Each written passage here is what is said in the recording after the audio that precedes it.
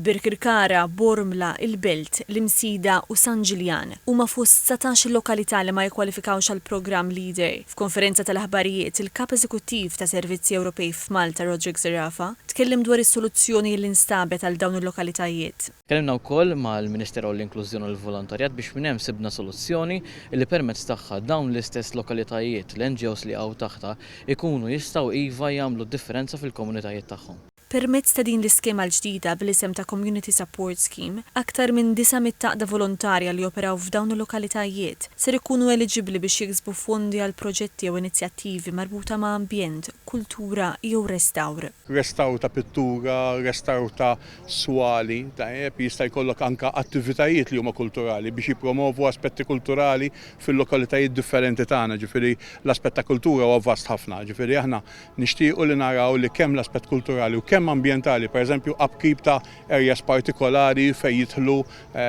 roof gardens, jistgħu jidħlu ġonna żgħar. Il-Ministru Ġulja Farrugia qalet li din l-iskema hija xhieda tal-impenn tal-Gvern biex jagħti spazju u appoġġ konkret lil laqdiet volontarji, irrispettivament minn fejn ikunu bbażati. Qalet li għaldaqstant qed ikun żgurat li l-benefiċċji ma jkunux riservati biss għal żoni rurali imma jkunu mifruxa b'mod ġust u inklusiv. Is-sejħa l-proposti se tkun disponibbli aktar tard din is-sena flimkien ma' linji gwida u għajnuna l-laqdiet sabiex jiġu mejjuna jissottomettu l-applikazzjonijiet tagħhom.